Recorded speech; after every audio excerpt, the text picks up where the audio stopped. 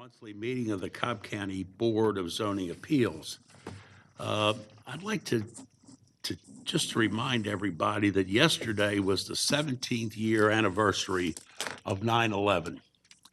And with that in mind, our custom at this time is I'd like to introduce Officer Rod, if he'd come forward. And ladies and gentlemen, he is going to lead us in the Pledge of Allegiance. And with the 17th year anniversary in mind, let's be cognizant of all our first responders, not only here in the county, but throughout the United States. With that said, if you'd all please rise, Mr. Officer Rod will lead us in the Pledge of Allegiance. To the flag of the United States of America, and to the republic for which it stands, one nation, under God, indivisible, with liberty and justice for all.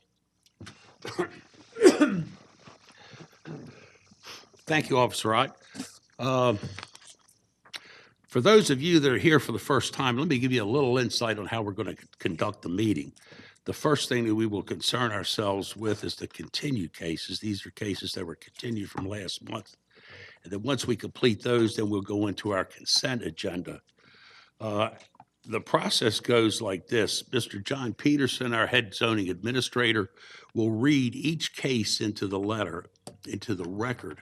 And as he does, those of you that are here that are the applicant, if you would, raise your hand and identify yourselves.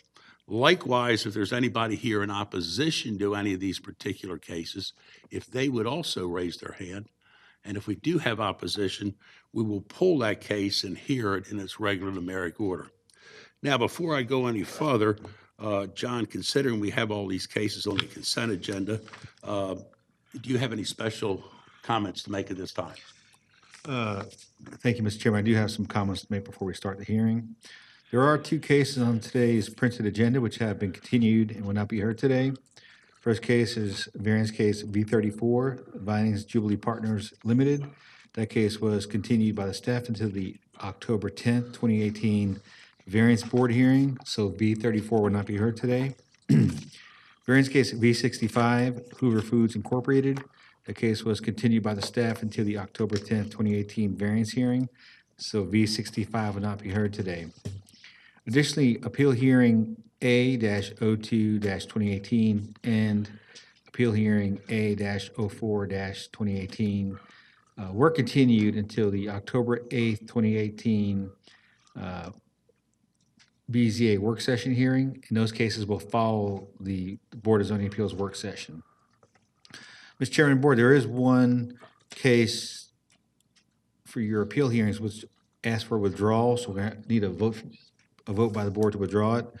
That's appeal hearing A-06-2018 for Fred Hanna. He did submit a letter to withdraw this yesterday, so we need a vote by the board to allow him to withdraw without prejudice. Okay, before we go any further, that particular case on the special hearing, I believe that is in Mr. McDonald's, Bryant's district. Brian, do you want to make a motion that we take care of that?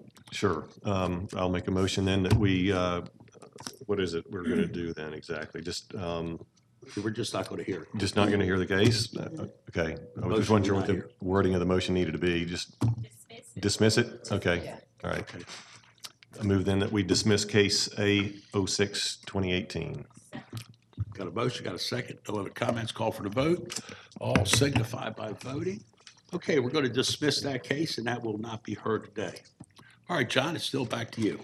I would like to ask people in today's audience, if you have a cell phone, please turn the volume off on your cell phones. They do ring and they do interfere with the broadcast and presentations. And with that, Mr. Chairman, I'm ready to start the consent agenda. We're ready. Cobb County Board of Zoning Appeals variance hearing consent agenda for September 12th, 2018. First case on consent is variance case V74, Juan Carlos Hubizar, request a variance to waive the rear setback for an accessory structure under 650 square feet for approximately 375 square foot storage building from required 35 feet to 17 feet in land lot 1138 of the 19th district. The property is located on the north side of Clay Road, east of Flint Hill Road. Staff recommends approval, subject to development inspections, comments, and recommendations. stormwater management comments and recommendations, and the metal gate to be completed with wooden panels and be painted to match the existing fence. Is the applicant present? Let the record show the applicant is here. Is there anyone here opposed to variance case V74? Let the record show there's no one opposed. Variance case V75, Stephen Daly and Graylin Daly request a variance to waive the rear setback from required 30 feet to 8 feet in land lot 843 of the 16th district. The property is located on the southeast corner of Chickadee Court and Wood Thrush Way. Staff recommends approval, subject to stormwater management comments and recommendations. Is the applicant present? Let the record show the applicant is here. Is there anyone here opposed to variance case V75? Let the record show there's no one opposed. Variance case V76, Percy Zachary requests a variance to waive the minimum number of parking spaces for a daycare center from required 20 spaces to 11 spaces. Waive the front setback from required 50 feet to 29 feet, which is existing, and waive the rear setback from required 30 feet to 11 feet, which is also existing, in land lot 224 of the 17th district. The property is located on the west side of South Cobb Drive, north of Barber Road. Staff recommends approval, subject to traffic comments and recommendations and fire department comments and recommendations. Is the applicant present? Let the record show the applicant is here. Is there anyone here opposed to variance case V76? Let the record show there's no one opposed. Variance case V77, Benjamin Davis requests a variance to waive the setbacks for an accessory structure over 650 square feet for an existing approximately 720 square foot metal garage from required 100 feet to 7 feet adjacent to the west property line and to 40 feet from the rear in land lot 730 of the 16th district. The property is located on the south side of Kingswood Drive, east of Arnold Avenue. Staff recommends approval, subject to stormwater management comments and recommendations. Is the applicant present? Let the record show the applicant is here. Is there anyone here opposed to variance case V77? Mr. Chairman, there's 3 people opposed, so we'll pull this off consent and Okay. put it into its regular place for a hearing. Okay, V77, we'll hear that as it comes up. Okay. Variance case V78, Cheryl Ample and Philip Ample request a variance to increase the maximum allowable impervious coverage from 35% to 45.6%, and the waive the side setback from required 10 feet to 8 feet, which is existing, adjacent to the east property line and land lots 458 and 459 of the 16th district. The property is located on the north side of Hudson Pond Lane, south of Davis Road. Staff recommends approval, subject to stormwater management comments and recommendations. Is the applicant present? Let the record show the applicant is here. Is there anyone here opposed to variance case V78? Let the record show there's no one opposed. Variance case V79, Keith Jenkins requests a variance to waive the rear setbacks for an accessory structure under 650 square feet for an existing approximately 400 square foot canopy from required 35 feet to 1 foot, and to waive the rear setback for an accessory structure under 144 square feet for the existing approximately 96 square foot shed from required 5 feet to 3 feet in land lot 160 of the 18th district. Property is located on the east side of Allen Road, south of Heritage Way. Staff recommends approval. Is the applicant present? Let the record show the applicant is here. Is there anyone here opposed to variance case V79? Let the record show there's no one opposed. Variance case V80, Timothy A. Halig requests a variance to allow an accessory structure, which is a proposed pool, to be to the side of the principal structure in land lot 291 of the 20th district. The property is located on the north side of New Salem Trace, west of New Salem Road. Staff recommends approval, subject to stormwater management comments and recommendations. Is the applicant present? Let the record show the applicant is here. Is there anyone here opposed to variance case V80? Let the record show there's no one opposed. Variance case V81, Brandon Thomas requests a variance to waive the front setback requiring 35 feet to 33 feet, which is existing. Waive the side setback from required 10 feet to 9 feet adjacent to the north property line, which is existing. And to waive the required setbacks for an accessory structure over 1,000 square feet for a proposed approximately 1,102 square foot garage from the required 100 feet to 30 feet from the rear 15 feet adjacent to the south property line, 60 to 60 feet from the front, and to 75 feet adjacent to the north property line in land lot 816 of the 16th district. The property is located on the east side of Holly Creek Drive, east of Holly Springs Road. Staff recommends approval, subject to stormwater management comments and recommendations, and no dwelling or commercial use of the accessory structure. Is the applicant present? The applicant is present. Is there anyone here opposed to variance case of V81? Let the record show there's no one opposed. Variance case V82, Luck Wofford requests a variance to waive the side setback from required 10 feet to 5 feet adjacent to the northwest property line, and to increase the maximum allowable impervious surface from 80% to a maximum of 95% in land lot 650 of the 16th district. The property is located on the northeast corner of Cobb Place Boulevard and Ernest Barrett Parkway. Staff recommends approval, subject to traffic comments and recommendations, site plan review comments and recommendations, and stormwater management comments and recommendations. Is the applicant present? Let the record show the applicant is here. Is there anyone here opposed to variance case V82? Let the record show there's one person opposed, Mr. Chairman, so we'll pull that one off also. All right. We'll pull V82. Variance case V83, MEK Business Park LLC requests a variance to waive the front setback from required 50 feet to 37 feet, which is existing, and to waive the side setback from required 20 feet to 10 feet, which is existing in land lot 690 of the 17th district. The property is located at the southern terminus of Wright Drive, south of South Cobb Industrial Boulevard. Staff recommends approval, subject to development inspections, comments, and recommendations. The applicant's representative is present. Is there anyone here opposed to variance case V83? Let the record show there's no one opposed. Variance case V84, Mary Claire Renowski and Ty Renowski request a variance to increase the maximum allowable impervious surface from 40% to 45% in land lot 227 of the 20th district. The property is located on the east side of Brookstone Walk, south of Burnt Hickory Road. Staff recommends approval, subject to stormwater management comments and recommendations. Is the applicant present? Let the record show the applicant is here. Is there anyone here opposed to variance case V84? Let the record show there's no one opposed. Variance case V85, Bloomquist Builders Group requests a variance to waive the front setback from 45 feet to 25 feet for lots 16 through 23 in land lot 340 of the 20th district. The property is located on the east and west sides of Nuttail Lane, north of Catesby Road.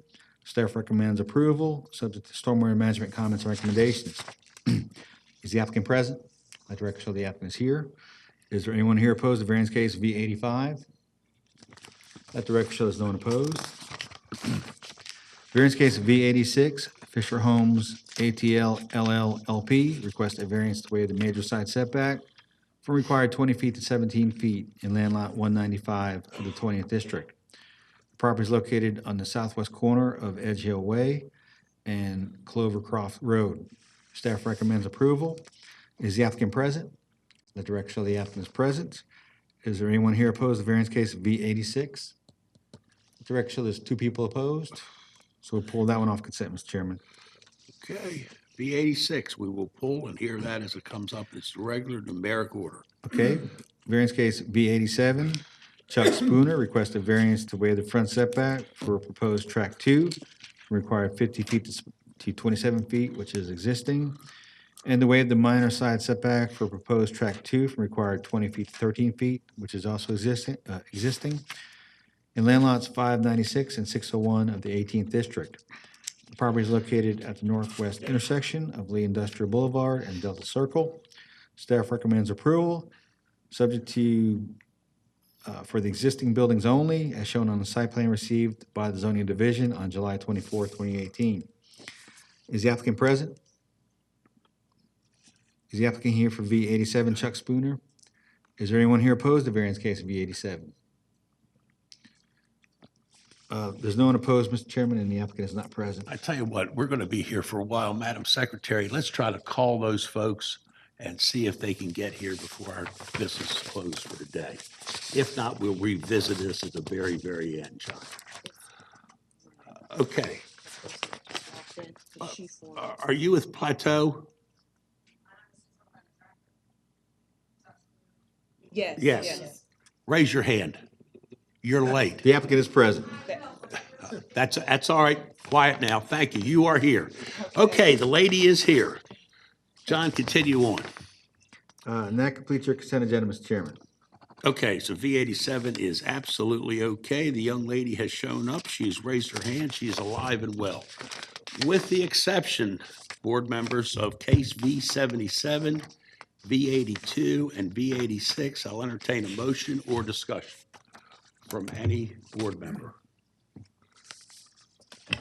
I'll make a motion that we approve the consent agenda as presented with the exception of V77, V82, and V86. Okay, I've got a motion, and I will have a second. Second, Ms. Williams. Okay, let's all signify by voting. Okay, we've all voted, ladies and gentlemen. We're going to approve that with a 5-0 vote. Now, for those of you that were here and we've heard your case, you were on the consent agenda, your business is complete with us for today. You're welcome to stay. You're also welcome to leave. If you leave, please leave quietly, and we'll continue on with our business. Thank you and have a nice day. The lady that came in last, honey, you can leave now and go home. Better not. Okay. Plateau. They're nice folks down there, Lee Industrial there. All right, John, do we want to call V77 back up and start with that Yes, sir. particular case? Variance case V77, Benjamin Davis requests a variance to waive the setbacks for an accessory structure over 650 square feet for an existing approximately 720 square foot metal garage from required 100 feet to 7 feet adjacent to the west property line and to 40 feet from the rear in land lot 730 of the 16th district.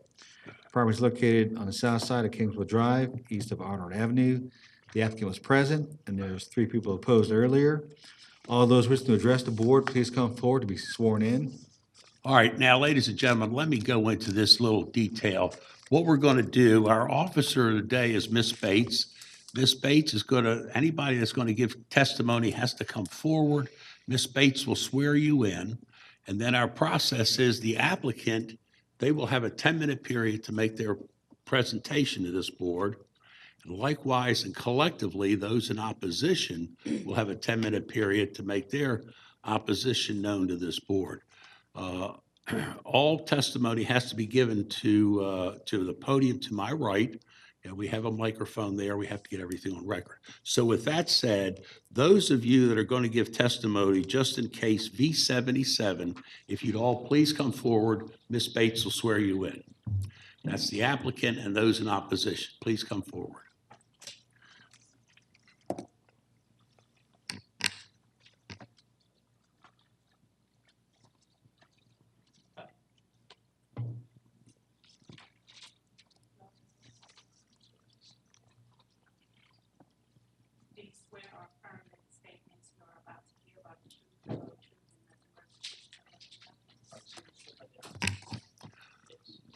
All right, the applicant, you folks can have a seat right up there in the front. You don't have to walk all the way back.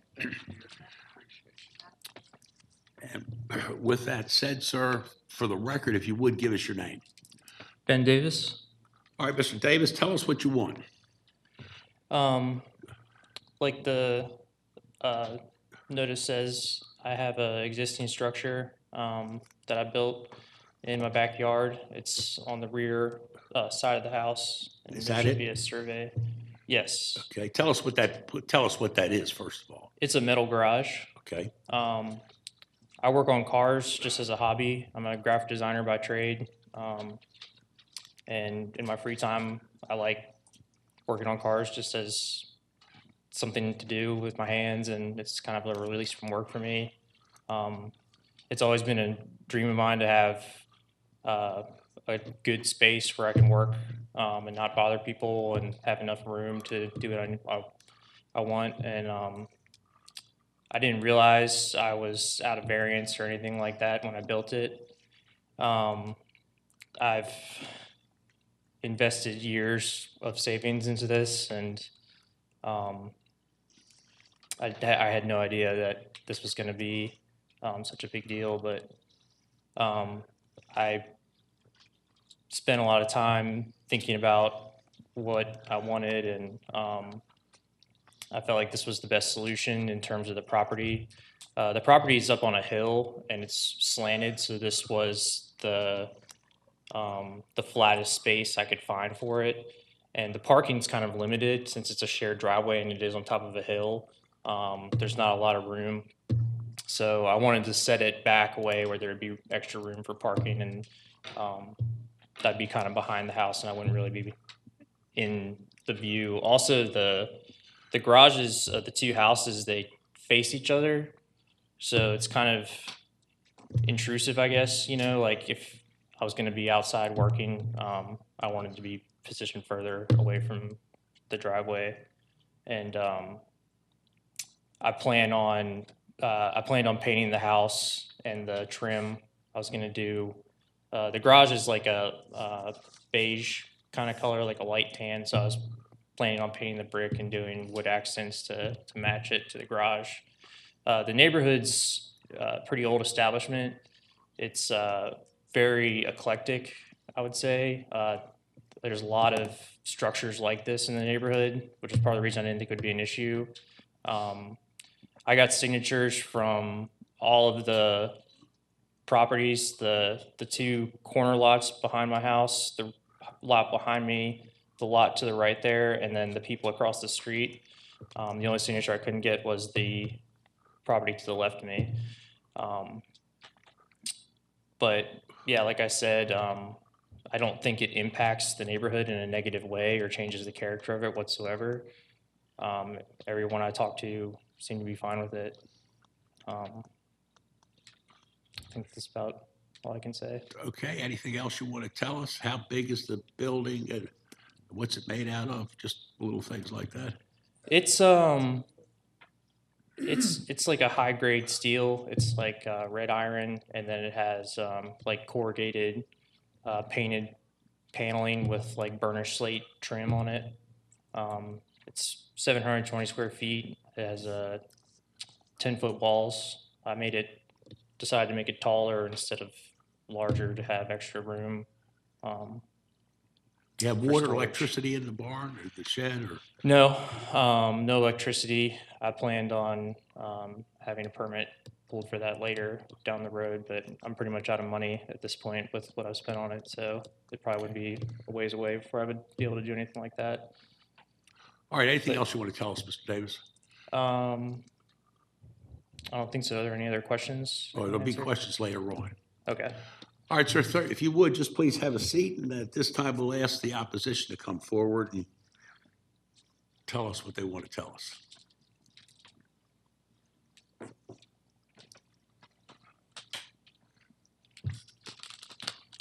All right, we'll start off with you, sir. If you give us your name, please, first. Good afternoon. My name is Paul Laniger. I am the owner of the immediate house to the right if you're facing the driveway at 2514 Kingswood Drive. Ben Davis's house is 2528, and we do have a shared driveway. I want to start out to say that I had told Ben, as a nice neighbor that he has been all along, that I was not interested in coming to this hearing, that it was a hearing between he and Cobb County variance, and I did not want to be wrapped around the telephone pole. However, I received a certified letter that raised a red flag severely for me, in that it said that the hearing was on Sunday, September the 9th. And I don't think this court operates on Sunday. And I think, gee, there's a red herring here. I don't like this. And I'm coming to this hearing to watch, because I don't like stuff being snuck under the door sill. That said, I have a sunroom in the back of the house. And while I have been gone a number of months, the last couple years, I haven't been home. I've been taking care of a 99-year-old mother who passed away at the end of May, and it's a celebration of life. So appreciate your thoughts about that, but I've been gone. And when I come home, I see this white structure, and I have a sunroom, and I look out, and it's a white wall. And it's not very pleasant, and that's all I want to say. you all have a job. We have these ordinances that you all guide. It's to preserve our community. It's to preserve our property values. I think that's the reason for having codes. And this is a tremendous variance that's being requested. I mean, 100 feet, the domino doesn't fit on the size of the property. That's all I need to say. Thank you. Thank you, sir. We'll entertain the next speaker, please. Okay, I'm Catherine Laniger. Paul, if you'd stay right there, we might have some questions. That's all right. Just stay right where you are. We might have some questions later on. Okay. Yes, ma'am. Your name again? I'm sorry. I'm Catherine Laniger. Catherine, okay. We've been living in our house there on Kingswood Drive since 1981, and I have not seen similar structures to this in our neighborhood. And I thought that variances or that zones were to be respected, and it was the purpose of those zones was to promote peace among neighbors rather than adversaries. So we're much disturbed with the situation. Anything else you'd like to add to that, Catherine? As soon as you come up the hill, this structure is taller than Mr. Davis's house. So it's while it's, I guess quality material, it's in my book, it's an eyesore in the neighborhood. Anything else you want to tell us, ma'am? No, I think that's sufficient. Okay, again, if you just move down with your husband, we may have questions later on for you. Sir, if you come up, give us your name, please. I'm Alexander Laniger. Okay, Alex, okay. If you would, go ahead and tell us what you'd like to tell us. Along the same lines of what they've already stated, I think that it does not fit in the neighborhood. It looks like an auto body shop. It looks like it belongs on an industrial boulevard. Just an eyesore to the neighborhood. Okay, anything else you'd like to tell us, sir? No. All right, anybody else wishing to speak in opposition to case V77?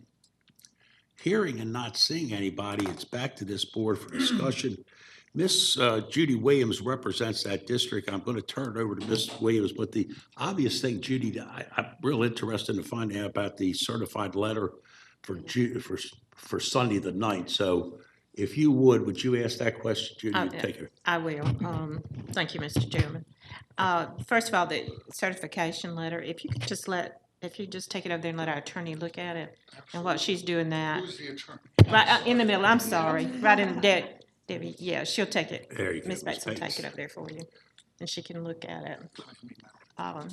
In the meantime, if y'all would just like to have a seat, and she's gonna look at that date. Okay. And I'm gonna talk to the applicant, and then I'm gonna talk to y'all just a little bit.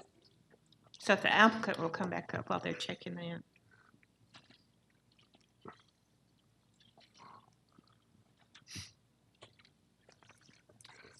Ben, Yes. okay, while they're checking that, let me see, because we might have to re-advertise this, I'm not sure. It does indeed say the 9th. Okay, That so we the- need to re-advertise it. I mean, need to resend out the letter Is the letter from us or is it from the applicant? It was from me. from you, and you put the wrong date on it.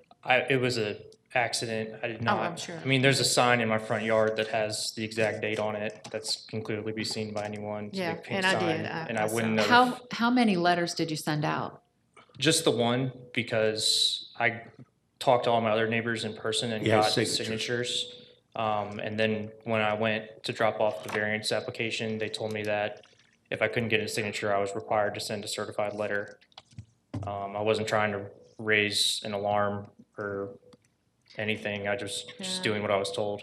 Okay. And I understand that code enforcement went out and the correct date was on the signage. Yeah, I went out, and the correct date was on the sign. So the only folks that would be affected are the folks that are indeed here. Right. And I can understand their concern by getting a letter that states Yeah. the wrong date. So the question becomes, do we postpone this for 30 days and he sends you a certified with the correct date on it, or do we go ahead and hear it today? Just shake your head. Go ahead and hear it today.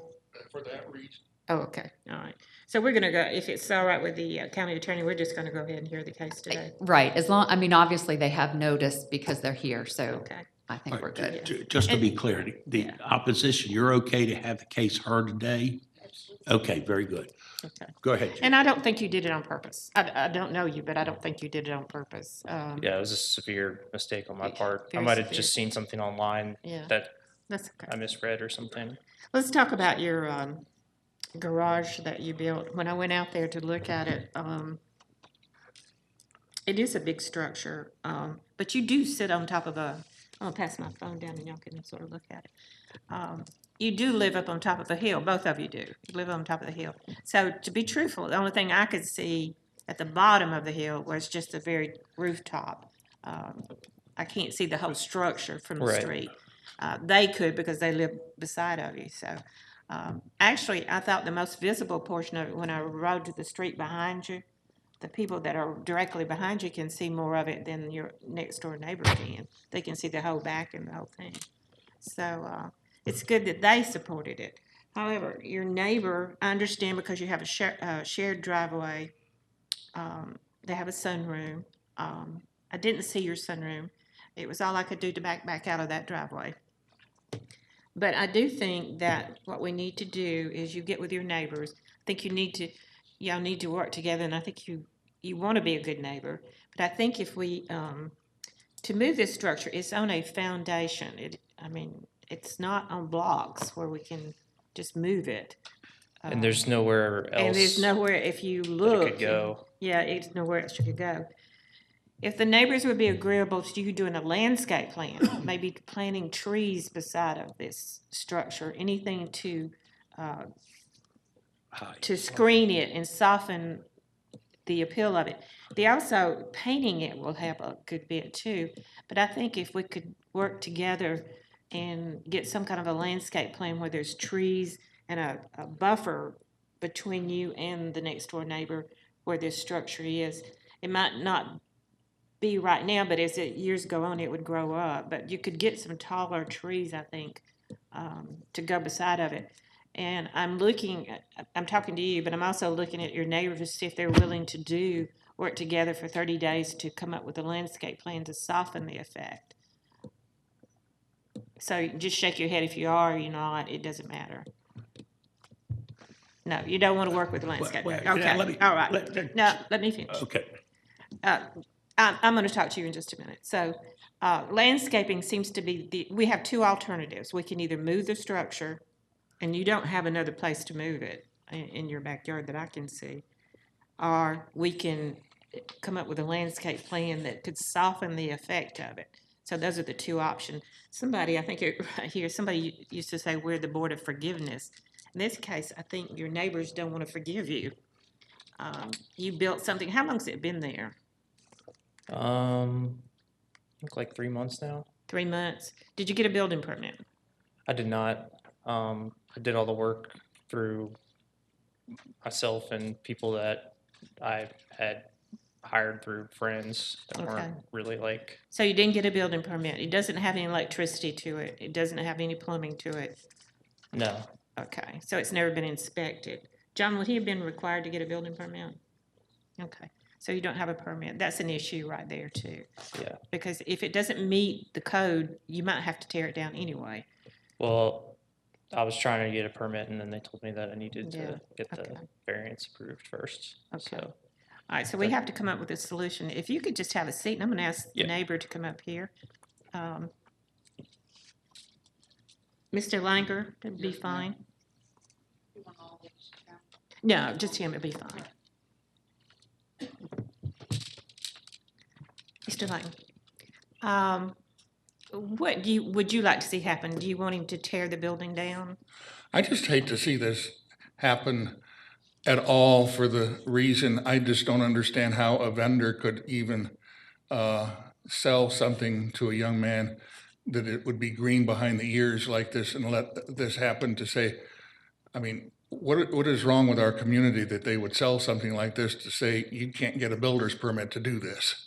I mean, it is so out of variance. Right, I mean, it's terribly out of variance. There's nowhere with 100-foot setback for the size building that it is. There's nowhere that this domino fits on a half acre plus lot. There's nowhere, It's, period. I don't care how you move that domino, it can't work. And I feel bad about this. I told Ben that from the beginning. I do not want to be wrapped around the telephone pole about this. I'm old. I'd like to retire and go out of this world in peace. I did a treadmill this morning and it did not go well, so I'm sorry. I'm sorry. So what would you like to see happen to it, knowing Ben? It I mean, seems that's like up to you guys. I mean, you're the guidance of the You don't- commissioners of, if, I hate to, if he's put his life savings into it, I hate to hear the story, but are you that naive? When I bought my house, I even got a builder's permit to add a garage door to the doggone structure. I mean, you gotta do what you gotta do when you own a property. And am I not right? You are right. Don't you all exist for the reason of preserving the integrity of a neighborhood? And for the life of me, I've driven around this neighborhood and I don't see another structure quite like it, except at Elizabeth Baptist Church, where I'm an election officer, and they have a utility, big building just like this one. But good gosh, that thing is a 10-acre property. Okay, and I respect your opinion. So you think that landscaping on the side there would not help? We already have a privacy fence. It's a chain link fence, and it also has wood panels just to give us privacy in case you walk around in your underwear in the sunroom. You know, you want, like Ben said, the two garages face each other. You try to be nice neighbors. Of course. That's Now, all. do you live in the house full-time? Or Well, just your it's my son? home full-time since 1981, yes. Both of our mothers, my wife's mother passed away 2 years ago. Mine passed away at 99 this past May. I still have to go up there. Good gosh, the government rakes you across the coals to go through probate. You know, you got to open up every wound in every closet to get it put to bed. So I've got to still do that up there. But yes, it is my permanent home. I own it outright here. Okay, and your son lives there full-time? He lives there full-time, yes. Okay. Thankfully, to take care of it while we Of were course. up in West Virginia for the past 2 years taking care of two they were in their 90s, both of them. Of course. Now, were you here when he started building the structure? No, I was not. So you wouldn't aware? So that it was in anything May, going on? it was May, June time period. Okay, all right, thank you. You can have a seat. I know you don't feel real good. so Thank you. You can have a seat.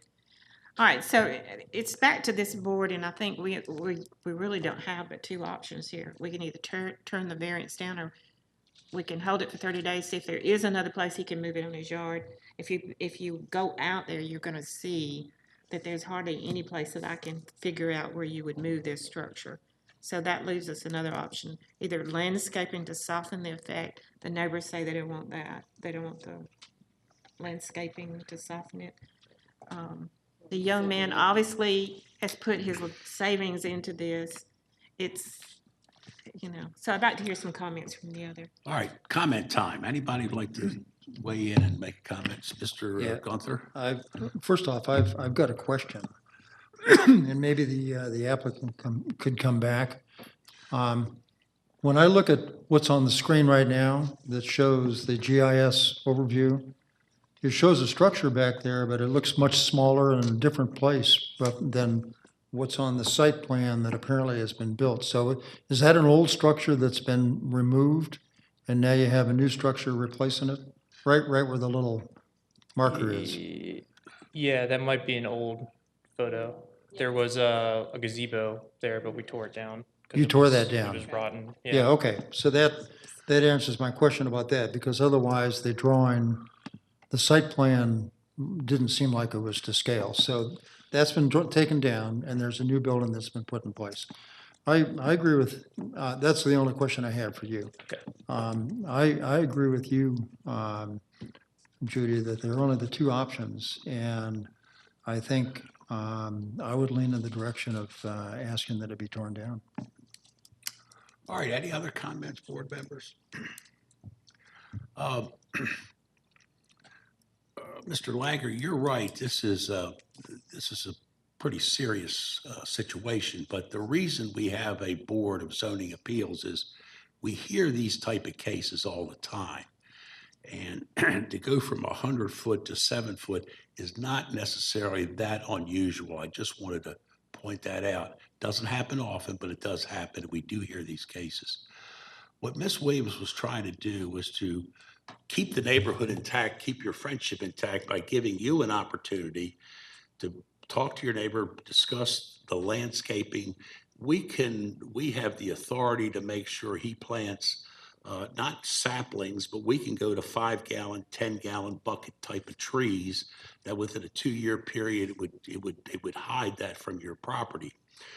We've also given you the opportunity to discuss on how that building should be painted to match the house.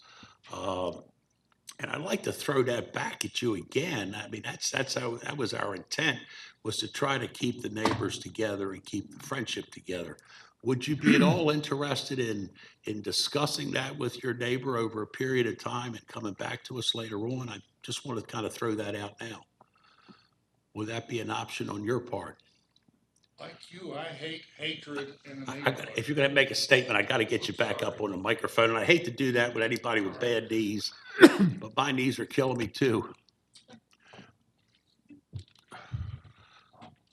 Like you said, I hate hatred in the neighborhood. Right.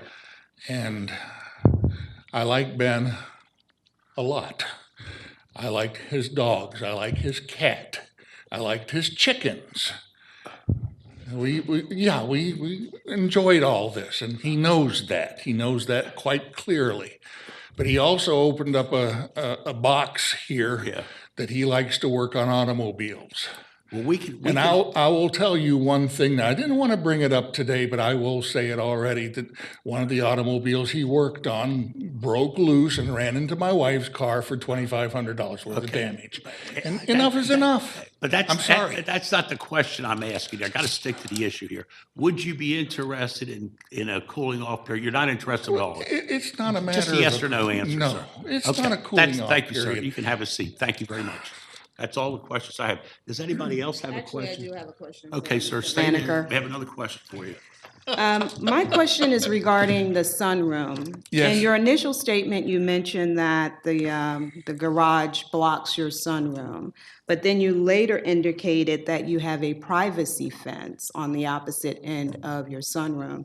So I'm trying to get a visual of what the garage is actually blocking when you have what I will assume is a 6-foot privacy fence. The fence, if I stand there, I can look over. The building is probably 12 feet high. I don't know, 12, huh? Yeah, it's taller than the house. Okay, so you see above It's taller the than privacy fence? It's taller than the house, than his home. It's taller than my home. Okay, thank you. It's very tall. Thank you. Anybody else have any questions for this gentleman before he steps down? Thank you, Good, sir. thank you. Judy, it's back to you. Ben, come back up here just a minute.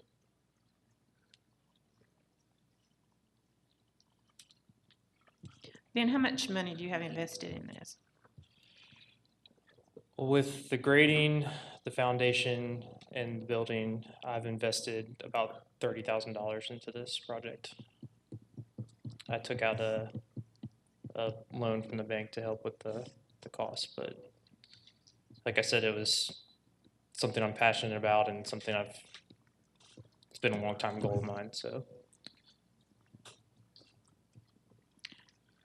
And it never crossed your mind to get a building permit with $30,000? The people I spoke to said that, like, I was on a pretty tight budget, and they said that it would cost me more money to do all that, and I was just unaware of how serious an issue it would have been. I figured it was going in the back of the house, it was on my property, there wasn't an HOA. I was told that it wouldn't be an issue. I know, and the issue is because you have a shared driveway and you have a neighbor that's close. Yeah. And your neighbor can see, I mean, I can see the top of it from the road. When you go up closer, your neighbor can see more than, well, maybe the people behind there actually could see probably more than, because it looks like you've got some kind of a pull-up door on the back of it for the cars to go in. Yes. Yeah, okay. So then we're faced with you know, you might have to tear this down. Or move it, and clearly, I don't think there's another location you could put it unless I didn't see anything where you could move it. So I can hold it for 30 days. You can check and see if you can find a place to have it moved to another location on your lot. But then you're gonna affect your next door neighbor, the one with the pool, you're gonna affect them. Yeah. I can't foresee being able to move it anywhere else. Yeah, I don't think so either. I don't think that. And then I would have to extend the driveway to wherever I moved it to, so. Mhm. I think this is, sometimes we all face a hard decision. This is probably one of the hardest ones I've had to face on the BZA, but I do have to make a decision. And I do feel like that the best position would be the structure's there. I don't think he intentionally did anything any more than I think he intentionally sent you the letter with the wrong date. Because the sign clearly had the right date. But I think it's an undue hardship to put that much to $30,000 to have you tear that down. I mean, I'd rather see landscaping, perhaps a taller fence put on the side here than what you have existing. Perhaps a taller fence with landscaping would be the solution that I would be looking for rather than a tear down. And so I'm going to make this motion that I'm going to hold it for 30 days. And that I want to see a landscape plan from you with landscaping on that side of the house. I want to see how much a taller fence, perhaps a wood fence, that would be taller than what the chain link fence, it would have to be on your property, of course, to go down through there. And then I would like for you to have conversations with your neighbor too during that 30 days for their input and see if we can come to some kind of resolution about it. And at the end of the 30 days, we'll know one way or the other, either it's gonna be approved or you're gonna have to remove it. So that would be my motion. And I'll second that. Okay, for discussion, any other comments before we call for the vote? Just one other comment to help, to add to what Ms. Williams said. The auto had been brought up, the repairing and stuff like that. I just want to assure your neighbor, Mr. Langer, that this board has the authority that you cannot use this building for any type of business or any Yes. kind of living.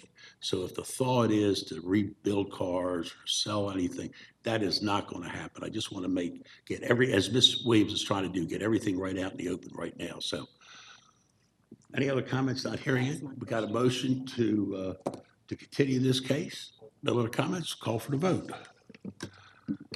Okay, this board sees fit that we're going to approve this 5-0. We're going to continue this case for 30 days till our next scheduled meeting. You've been instructed to come back with a landscape plan, understanding that you cannot use this for sales or any kind of auto repair. Ms. Williams has also encouraged you to have some dialogue with your neighbors. Yes. So let's try to get And I together. will get involved with y'all on this, so, try to see if we can come up with anything. It might not be that we can't come up with anything, but I think we need to try for 30 days. Okay. Thank Okay, you. that's it. John, let's go to our next case, please. Yes, sir. Variance case V82, Luck Watford, request a variance to waive the side setback from required 10 feet to 5 feet adjacent to the northwest property line, and to increase the maximum allowable impervious coverage from 80% to a maximum of 95% in land lot 650 of the 16th district. The property is located on the northeast corner of Cobb Place Boulevard at Ernest Barrett Parkway. The applicant is here. Earlier, there's one person opposed. All those wishing to address the board, please come forward to be sworn in.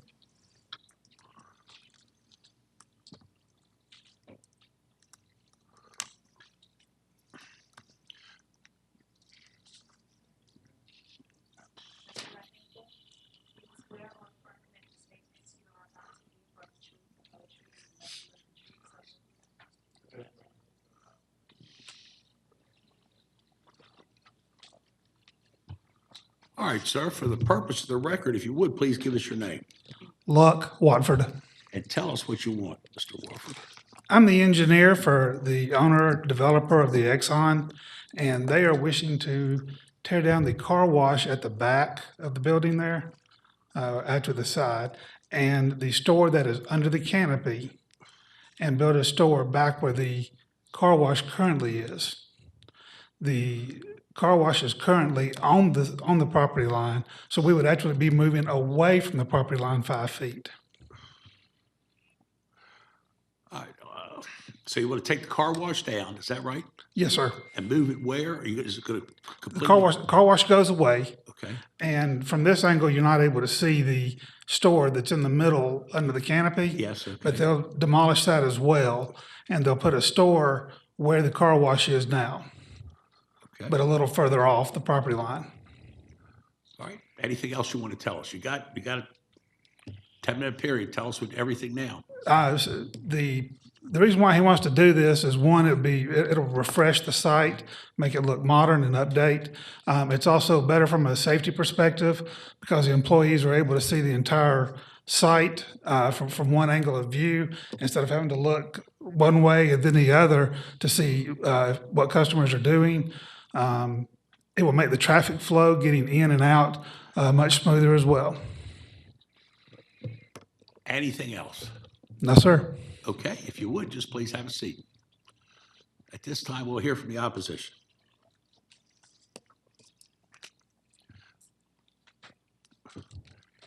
And again, sir, give us your name, please. My name is John Mwangi. John what? Mwangi. Why? Yeah. Okay, go right ahead. Tell us what you want, or tell us what your comments are. Just to start with an overview, like to give a little bit of a background. How many minutes do I got? 10 minutes. 10 minutes. Okay, that's more than enough.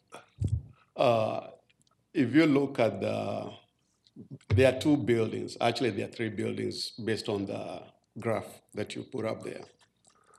About 15 years ago, I approached the property owner who was owning I believe he was kind of leasing the business from the actual owner. Okay, the gas He was- station. Yeah. Yes. Like subleasing. So I approached him and I expressed my interest in setting up another business within the same business. And he told me if I can if I can foot all the bill for setting up the new business, because it had to be, there were permits involved, construction involved and all that. And then on top of that, I'd be paying a monthly rent and it would be okay with him. So we agreed on the monthly rent that I would be paying him. And I went ahead, secured a builder. They went ahead and built the emissions building for me. And then from the, Let me stop you. Is there a mission building on the property now? yes, yes, sir. And the one that actually you're pointing out with the like white rooftop, that's an emissions building. Okay, Emissions and tires, actually. Where the arrow is? Yeah, where the arrow is. Okay, that's the And- emissions, okay. Yeah, and I got a picture of it here. Okay, just if in you case. want, give it to this young man right there, and he'll put it up for us. Yeah. Just give him 1 second, and he'll have that up. When I was doing that, my understanding, the way the business owner told me is that he was leasing the place for like 25 years. And that's one of the main reasons that I was willing to invest the kind of money I invested in it, because I took a loan from my home, like a second line of mortgage, included my savings into the entire business. Now, everything has been fine since then. I've not had any issues or anything whatsoever. The second thing I would want to point out is that business owner went ahead and I believe he transferred the business or sold it to another party. So he sold the business to somebody Yeah, I else? believe 2012. And I continued paying my rent to the current business owner who's there right now. So imagine now the kind of surprise I got when I saw a gentleman put in the variance notice by the road. And I didn't even know anything that was going on whatsoever. I looked at it, went online to the Cobb County website, pulled it up. That's when I realized the owner is trying to demolish. When he says to demolish the car wash, the one that you see, the lower building, the one that says emissions and tires, that's the former car wash, which I'm also leasing out. So by them saying they're trying to increase the parking space or ease of movement, basically they're saying they're trying to put me out of business. Right now, I already got an employee who's working for me, myself, and that all came together on me when that variance notice was put up. I didn't have any kind of a knowledge that that was about to happen or any kind of a warning. It was just like a punch to the gut. Oh, boy. All right, John, anything else you want to tell us?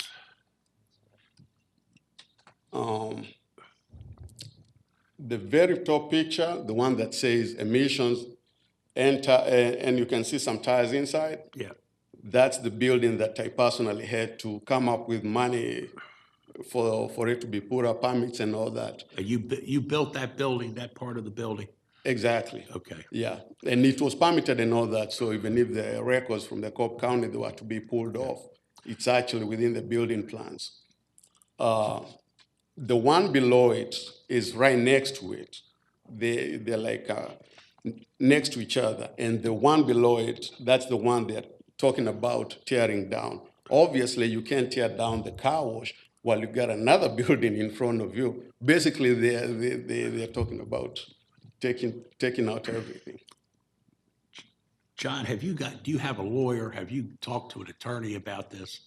I wanted to come first of all, voice my opinion, but I'm in the process of securing one. Okay. Yeah. All right. Briefly, is there anything else you'd like to tell us, sir? That's about it in a nutshell. Okay. For the purpose of the record, is there anybody here that would like to speak in opposition to case V82? Hearing and not seeing anybody, again, I'm going to turn it over to Miss Judy Williams, who represents the district. Can I add one more thing? Yes, sir. Go right ahead, sir. Yeah. One more thing is that when they put up the signage by the street, they put two signs, one by the Barry Parkway near the entrance, Right. and one by close, almost there. You are pointing close by there, and the other one by the Cobb Place Boulevard. Right. By the Cobb Place Boulevard. Those signs, they didn't even stay more than 3-4 day stops. The sticks are still there, but they were taken out. Whether they were taken out by the people who do panhandling, because every now and then there are some people who come, take those signs, like saying hungry, homeless, something like that. I don't know, but those signage, they didn't even stay a week after they were put up. Okay. Again, John, I'm going to turn it over to Ms. Williams, who represents that district. Judy? All right, thank you, Mr. Chairman. You can have a seat. Thank you. This site is, anybody familiar with it, right to the side of it is where TGI Fridays is at, so, and then the new Aldi's is in the shopping center where Sports Authority used to be. So, and Best Buy's in there, so this is to give you an idea of where it is. It's an older structure, and then you have a service station across the street directly in front of them, and then Chili's is on the other corner, so that sort of gives you an idea of what it is. Yeah, so when I come down Barrett, I pull in there, I use their driveway to get to Fridays. Anyway, the building's old, it needs to be refurbished, it needs to be redone, and I think it's a good variance. I think, while I have compassion and I think it's a private issue between John and the property owner. I don't think it's a zoning issue, I think it's a private issue that that you would have to resolve it with the property owner. It doesn't mean that we don't have compassion for it, we do, but you still did it with somebody else. The county wasn't involved in that negotiation, so I think the variance is a good variance. I think it's called for. You have some stormwater things that you're going to have to deal with Dave Braden from Stormwater Management. You've talked about that, and you and I have talked about that. So it's my position that I would like to make a motion that we approve this variance as submitted with all the comments from staff. That would be my motion.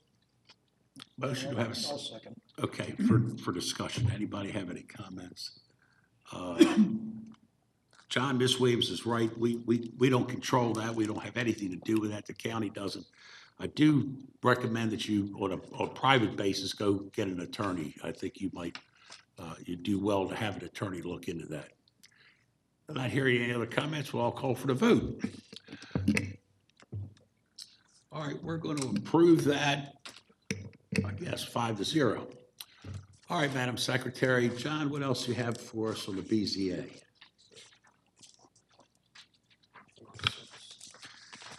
86 is our next one. Variance case V86, Fisher Homes Atlanta LLLP requested variance to waive the major side setback from required 20 feet to 17 feet in land lot 195 of the 20th district. The property is located on the southwest corner of Edge Hill Way and Clovercroft Road. Earlier, there were 2 people here opposed. Would all those wishing to address the board please come forward to be sworn in?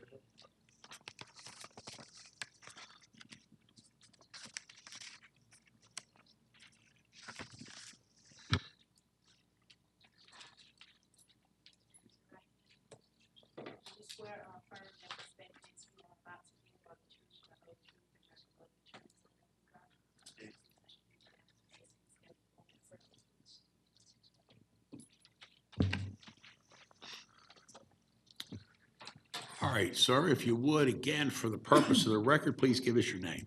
My name is Jacob Hodge, and I'm a third-party representative for Fisher Homes. I'm with Boundary Zone Land Surveying. We do land planning, What survey company? Boundary Zone Land Surveying. Okay. And we address land planning for our contract with Fisher Homes. Okay. The sales team has sold a home on West Oaks 45's lot that is conforming with the minimum square footages for the required zoning conditions. However, since there was another condition that maintains 20 feet between the houses, it required us to push the house approximately 2.5 feet into the side setback, which is for Clovercroft Road. The hardship that we experienced is with West Oaks Lot 45. They are they're 8 feet from the property line, which is still within their setback of 5 feet, but the conditions with zoning, it would have been more opportune for our lot if they stayed 10 feet, which would be a shared half and half, 10 feet on either side of the property line, which would maintain the 20 feet between the structures. And we tried multiple ways to rotate this footprint to orientate Clovercroft Road, but then it actually makes the house closer to the house that is off Elkins, or Edge Hill Way.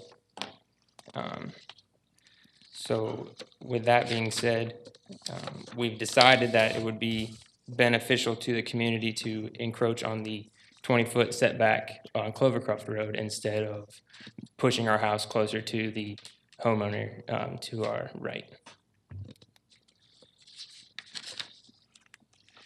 And then with the aesthetics and everything that go into developing a subdivision, this house is conforming with the rest of the neighborhood, and it will stay consistent with the style of structure that exists there. Can you give us a little more? Is house built? No, sir, it's proposed. Okay, so you found this on the footing survey, is that correct? Yes, sir. Yeah, when we did the layout, we So for you're the asking land for plan. 3-foot difference. Yes, sir. What else do you want to tell us, Jacobs? We decided that it'd be more beneficial to the community if we were allowed to encroach on the setback for Clovercroft Road, because it calls it a major road, but with it being in the subdivision, that would maintain a 20-foot side setback. But the rest of the subdivision, the standard side setbacks are only 5 feet. So we're taking 15 feet out of our lot based on the frontage of Clovercroft Road. Anything else you'd like to tell us? No, sir. Okay, if you would, just please have a seat. And at this time, we will hear from the people in opposition?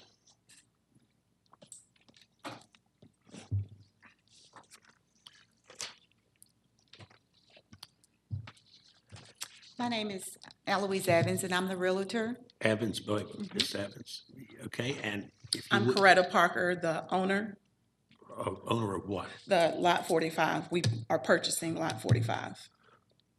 Which is the lot that we're talking? Question. That's the lot in question, okay? Yes. All righty. Go ahead, Ms. Evans, whoever Okay, wants to start.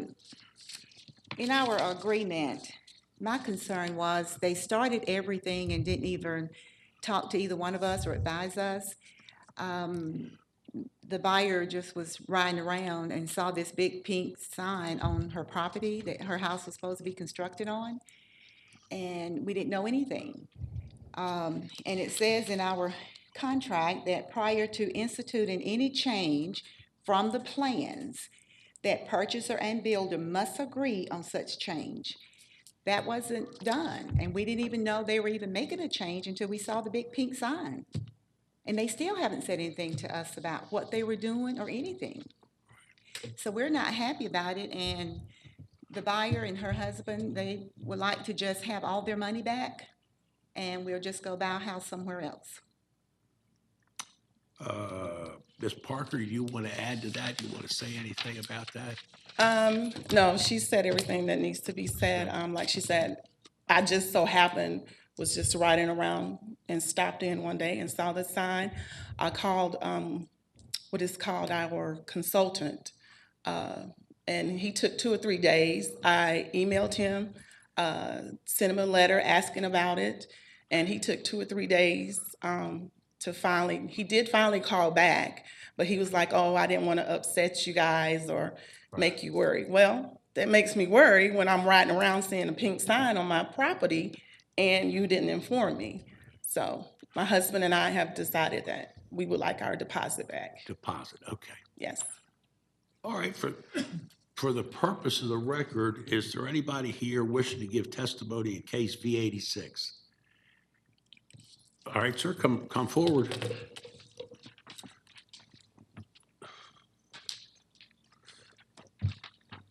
If you would, give us your name. Yes, my name is Shiv Patel. Patel? Yes, Patel. Okay. If you would look at the picture there, I'm that house right below it. Okay, that's existing built house. Existing building, yes. Yes, sir. We built that house, Okay. closed back in October. So I have a signed petition by everybody but 2 of the homeowners in the entire neighborhood petitioning against moving this structure. Okay, tell me how many signatures are on How there? many are there? 9. 9, okay. There are 9, correct. The issue we're having here is not only for this 2.5 to 3 foot variance that they're asking for. If you go throughout the entire subdivision, right now, you're looking at a bare bone. I don't know when this image was actually captured, but there are a lot more homes that are built and people are residing in than this. So when you go into a subdivision, you're seeing right down, if you just look at the 3 houses right there on the right, Yeah. you see the front yards. And you can see that all the houses are in line, correct? So now when this structure right next to my house is going 17 feet away from the road, Clovercroft Road, that's gonna come way above everybody else's house, if that makes any sense. So right where you see that It'd be black car. closer to the road, is that? what Closer you- to the road, that's Okay. correct. So right where you see that black car. Right. In my driveway, that's where the building is going to be. That's without the variance. So now when they're asking for a variance, it's gonna be even closer, correct? So us in the entire neighborhood, we're concerned because there needs to be a uniform look to the entire subdivision. It's a brand-new subdivision. I believe there's only supposed to be 54 houses. So now, right when you enter the subdivision and you go towards the middle of the street, you have a building that comes out way further than the other houses. And right where the gravel is there, that's where I guess they're changing the proposed driveway to the right side on Clovercroft. From what I got in my certified letter. To kind of sum up to what the homeowners that are contracted with, we've had a very tough situation with Fisher Homes when we built.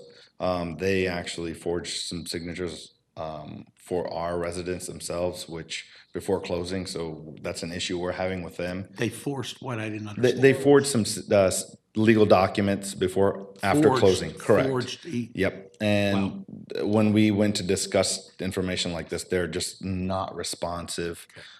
They don't want to give you your money back for no certain way. If you look at the lot to the left of this lot in question, we were actually supposed to purchase that lot. And when we were gonna buy that lot, they told us, hey, the lots are already preset. There are certain buildings that are gonna fit in these lots. Well, what they basically did to them is they sold a bigger house than fits on that lot. And for them to say there's gonna be 20 feet in between each houses, 5 feet on each side, that's not true. If you look, I don't know if you can see it, but from the right side of my house, we have about, I think it's 12 feet, and my neighbor only has 3.5 feet, and the house is already built. So if I put up a fence, they only have 3.5 feet. So they're not looking to do a complete, I guess, everybody to have the same 20 feet. That's not true. Okay, anything else you want to add to that? No, that's it. I just want to point out that the property is zoned R20 OSC. OSC Sure. is a special designate where you get a lot of open space in there. So Sure. Just wanted to let you know that's what it represents. Sure. Anything else you want to add to this? Not at the moment. All right, again, is there anybody here wish to speak in opposition to case B86? Hearing and not seeing anybody, it's back to this board for discussion. Mr. Skip Gunther represents that district, so I'm going to turn it over to Mr. Gunther. You can go ahead and sit down. Thank you. I remember this case when it came up in 2015, to rezone this from R30 to an R20 open space community subdivision.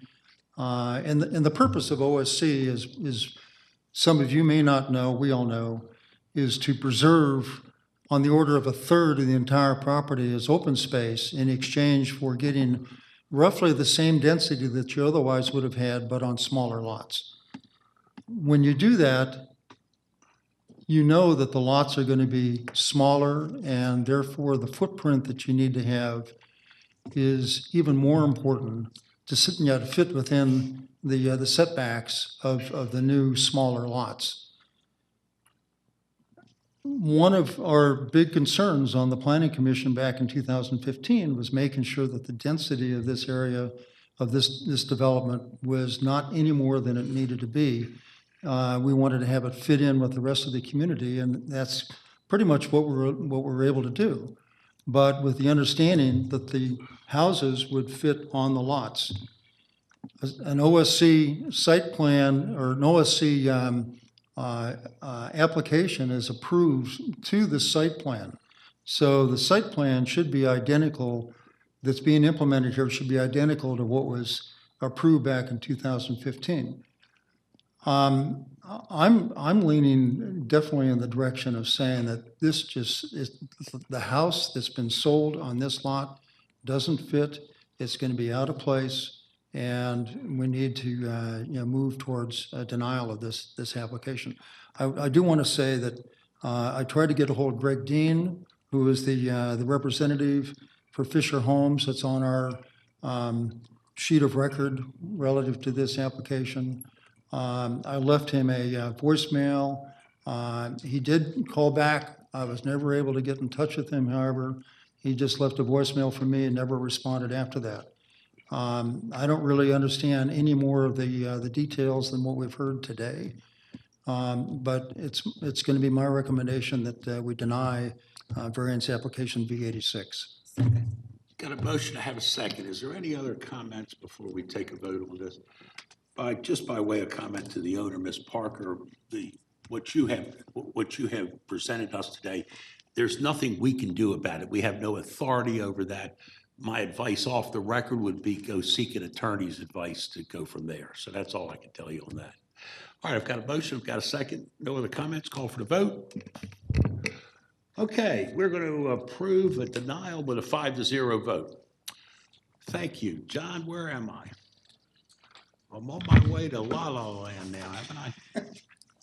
That completes your variance hearing part of this hearing, Mr. Chairman. Okay. Next, we have our appeal hearing coming up.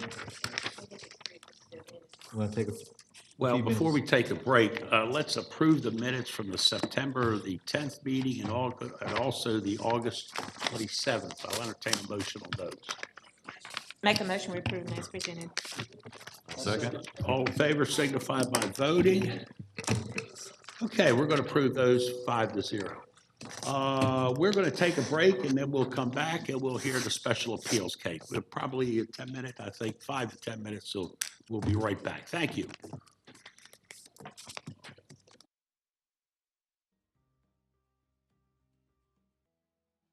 All right, welcome back, ladies and gentlemen. This is still the Cobb County Board of Zoning Appeals. We are here to hear a special case, an appeal case today with Mr. Jason Metter against the Cobb County Community Development Enforcement. So with that said, our officer of the day is going to be Miss Nancy Gallagher. Miss Gallagher is going to go ahead and explain to everybody what the rules and regulations are.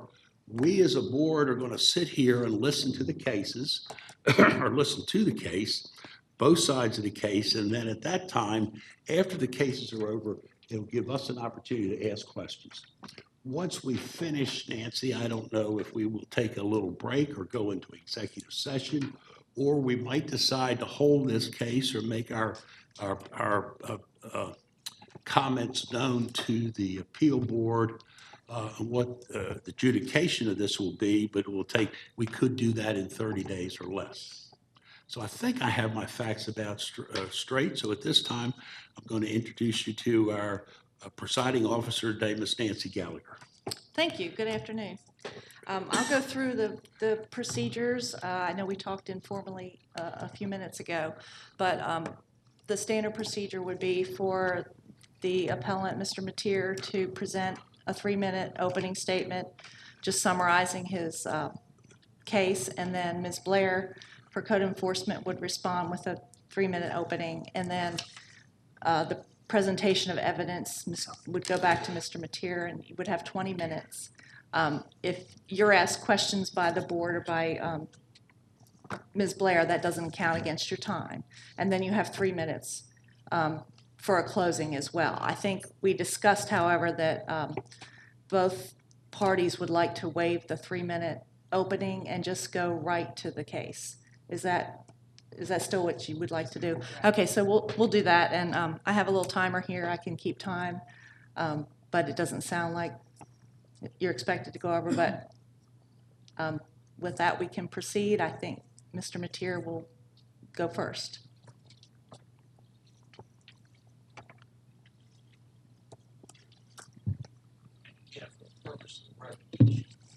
Give us your name, please, first for the record, then you can go. Yes, sir. My name is Jason Mateer. Okay. Good afternoon, everyone. Thank you for holding this hearing on my behalf. While I do believe it should be Georgia Power's responsibility to maintain this easement, as I am not permitted to use this land, it is not my intention to have an exception from the law. I recognize Cobb County's ability, nay, requirement, to keep all citizens happy, and that too is my objective. For nearly 10 years now, I've been battling the overgrowth in this property, and I'm finally now to a point where I'm able to maintain a nice yard under the easement. My issue is that I'm not able to guarantee that I will be able to keep it under 12 inches, as many of the weeds and grass on the property can grow quickly in just a few weeks. It is my intention to maintain the lot using an environmentally sustainable way and keep it visually appealing so that it is both economical to me, the county, and to Georgia Power. The Department of Forestry official I spoke to, which pulled the property up on Google Maps, as we've been seeing this afternoon, he pulled up the street view and was amazed that I'm able to maintain it in the way that I have been with the slope of the property, as well as my neighbor's negligence and the previous owner for, as I said, nearly 10 years. The county official that brought me the citation, of which I'm appealing, even agreed that of the properties under the power lines, mine was one of the best, if not the best maintained. And she recognized that I've taken serious steps to maintain the lot and rectify the neglect of the previous owners. She was dismayed and frankly sounded embarrassed that she was even presenting the citation to me, as she had not heard of the ordinance until that day. The few times I've spoken to the neighbor along Pine Road next to my property, as I'm sure we'll see later, the White House, who has since sold the lot in question, informed me that he preferred not to maintain the lot, citing specifically, when the grass is short, he sees pests entering his home and property. It's one of the saddest things I've heard from one of my neighbors. I have invested countless thousands of dollars and hundreds of hours of my time to continue maintaining this lot, and that is my intention. It is not my intention to get away with anything or to have the county permit me to have a messy or dirty yard. I too want a clean, nice property that continues to grow in value and show that despite all disadvantages that I've faced, that I too simply desire to be a productive member of our community. Thank you. Is that all you want to say at this time? Yes, sir. Okay, thank you. Okay, thank you. Ms. Blair? Yes, Debbie Blair on behalf of Cobb County Code Enforcement, and I'd like to call Kathy Pickett as a witness, please.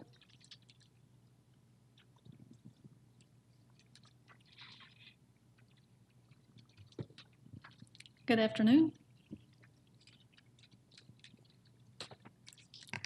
Kathy, again, just give us your full name for the record. Okay, it's Kathy Pickett. Thank you. Hi, Ms. Pickett. How are you? Would you please state your position with the county, please? I'm the Code Enforcement Division Manager. And how long have you been with the county? 20 years. Have you worked in the same always worked in the same capacity with the county? For 3 years, I was in business license. I've spent the last 17 years in code enforcement. Okay. And what are your duties as the code enforcement manager? I oversee and manage the day-to-day operations for code enforcement, any other administrative responsibilities, staffing, and ensure that the county ordinances are being enforced as adopted. Okay, and just a moment here.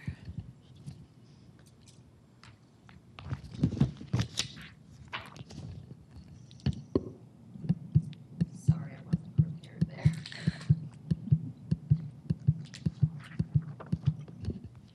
I'm going to hand you what has been marked as Exhibit 1. Okay.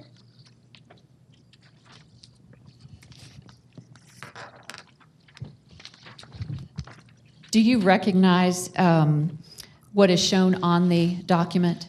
Yes, ma'am, it's our weed control ordinance. And I would like to tender that for the record.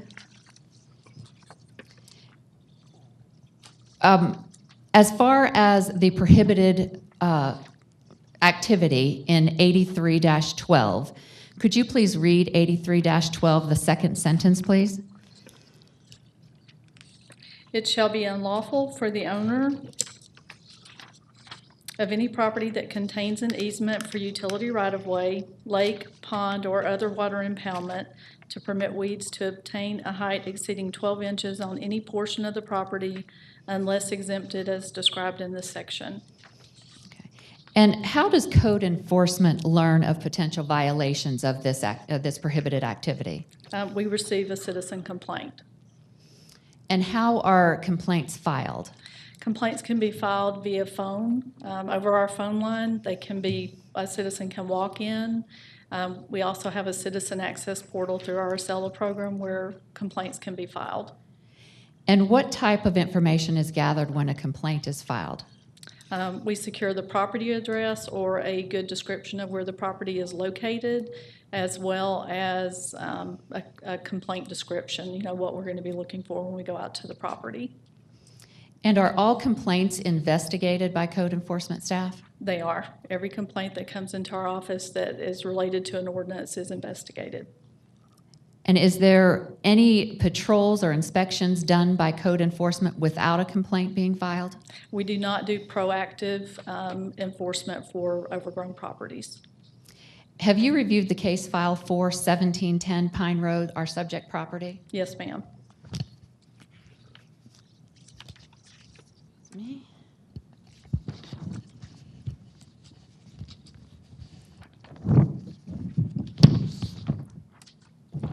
I'm going to hand you what has been marked Exhibit 2. Okay. And do you recognize this document? I do. And who prepared this document? This document was prepared by our senior officer, Margie Vasquez. And is this the type of report that's kept in the regular course of business? It is. It's a notice of violation, essentially a warning. And is it a regular practice of community development, code enforcement to keep such reports? It is. Yes, ma'am. I would like to tender the notice of violation for this property.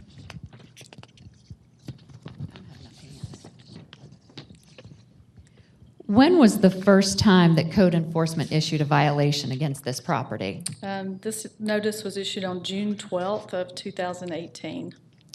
And why was a notice of violation issued for this property? We had received a citizen complaint about the overgrown utility easement. Okay. And it is your inspector's opinion that the grass was over 12 inches? Yes, ma'am. Okay. No further questions for Ms. Pickett. Did you have any questions? Okay. At this time, I would also like to tender my position paper that was forwarded to the BZA and the applicant as well. No further questions. Do you have any more?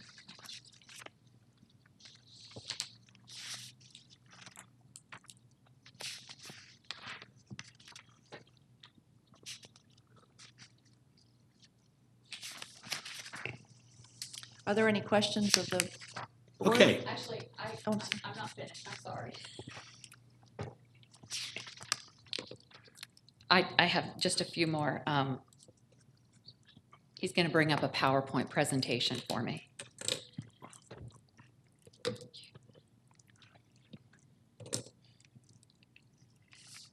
In this administrative appeal, the board must determine whether or not error was committed by code enforcement for the issuance of the notice of violation. The burden is on the property owner to show that the condition of the property does not constitute a public nuisance and is being maintained in compliance with the code. Governmental control over land use is an exercise of the general police power of government. This power is delegated to the counties via OCGA 36-1-20, which provides that the governing authorities of each county may adopt ordinances for the purpose of protecting and preserving the public health, safety, and welfare. So while the property owner may use his property as he sees fit, he holds that right subject to the proper exercise of the police power by legislative bodies. This power is not subject to any definite limitations, but should be exercised as the case requires and in the interest of the public. As Ms. Pickett just announced, the ordinance in Cobb County requires that weeds and growth on the property be maintained at a height less than 12 inches. The police power requires that the ordinances adopted under that power are objective, measurable, and clearly defined. This is one of those such ordinances.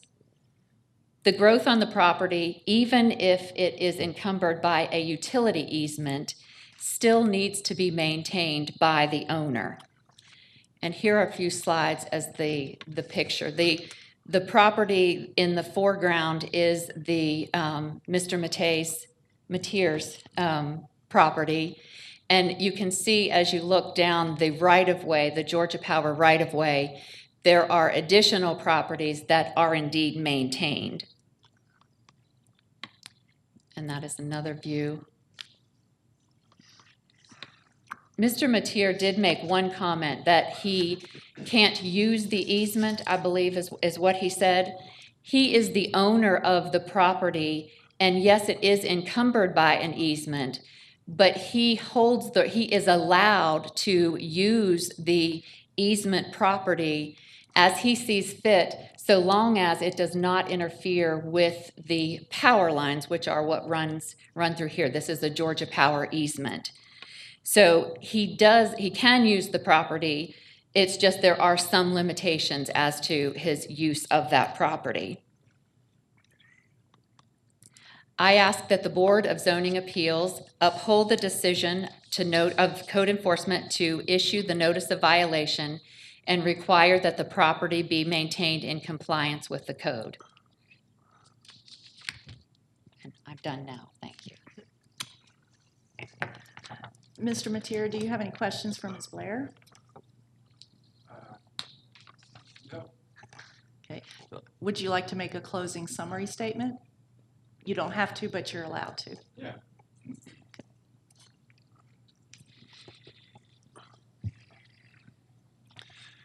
If you would, please pull that picture back up for me with the, that's me. Yeah, that one. So as you can see on the right side here, this picture is from June. Those trees or bushes are along a fence line there. The property that you're showing here and the home to the left is my property. That is the only property of these 6 homes under this power line that has a maintained lot. The 2 to the right and all of those trees are uncut, unmaintained, and have not been touched, aside from Georgia Power that cut that 5 years ago. I have purchased a bush hog. I maintain that lot. And I don't have the funds to sod it, and I don't think that that's an environmentally sustainable way to do anything, because as you can see by the tall grass in the center portion of this picture, there's a drainage ditch that comes from Pine Road as well into that yard. As I said, when I purchased this property nearly 10 years ago, that was all overgrown, and it looked a lot like it did on the far right side of the picture as the rest of my neighbor's yard looks. I am working, as I said, to make this look nice so that it improves the value, that it increases what are all of our counties and everything that we are doing here to make it better. And you can't tell from either of these pictures that it's a vertical drop. It's a 20% grade between the road and that lower portion there. It's about 12 feet. And it's not fun to maintain, but I do it. Thank you. Thank you. Ms. Blair, do you have a closing statement? Thank you. Turn it to the board. All right, it's back to this board. David, the picture that's on the screen right now, do we have a copy that we could put on behind you on that other? I do. Very One good. from today, if you'd like. Let's see if we could get that up there. I want to be fair to you, Jason, and make sure you explain a little bit more. If we gave you a pointer, you could tell us where it drops off. Yeah. Let's see if we can do that. How do you want this? This is that slope. Okay. Thank you. Margie, do we have a picture of this anywhere in your possession of what's on the board? Okay.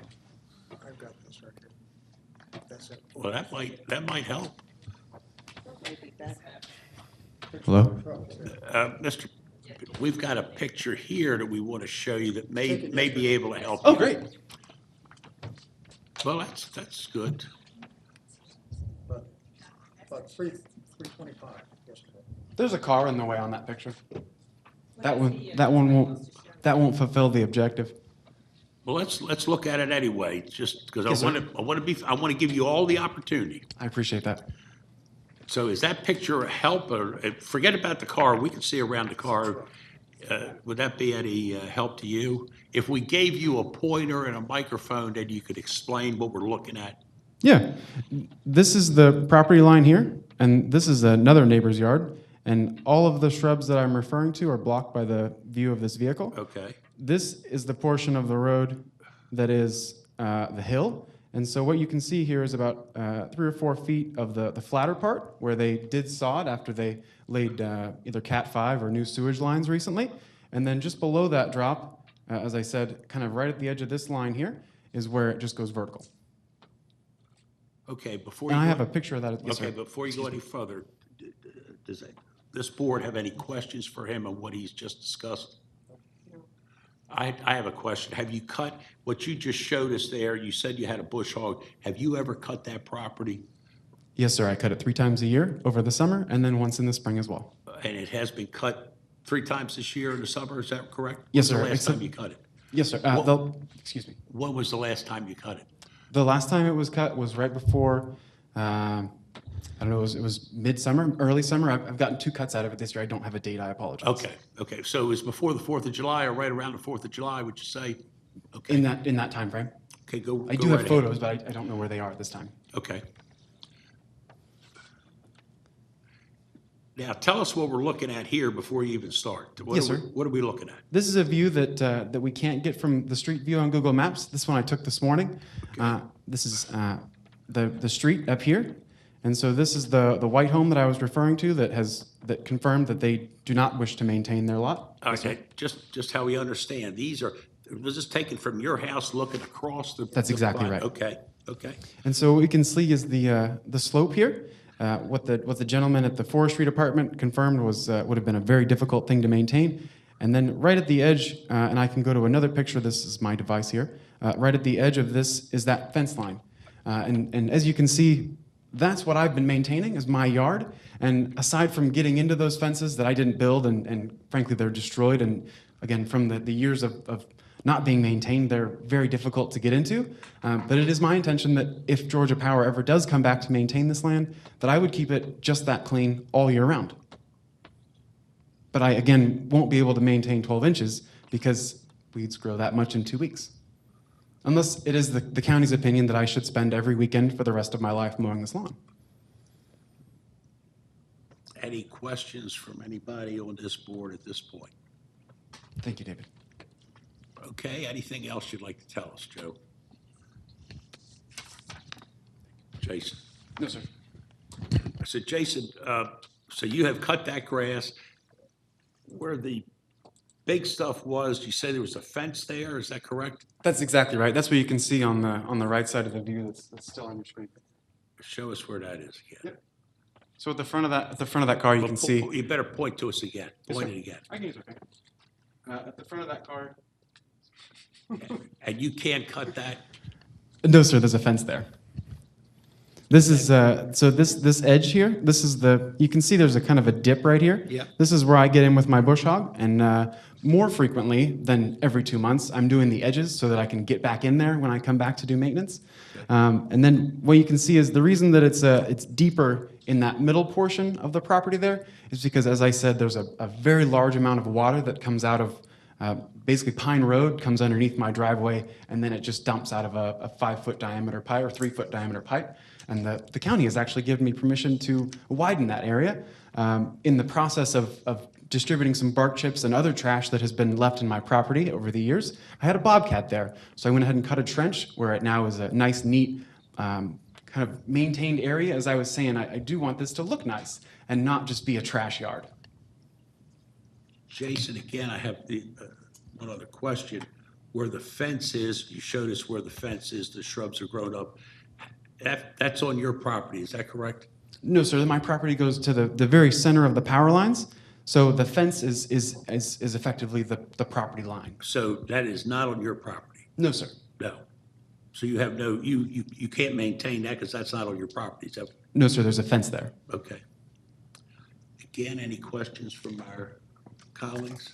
Jason, if Yes, you ma'am. could, would you point approximately, where does your property line in the back end?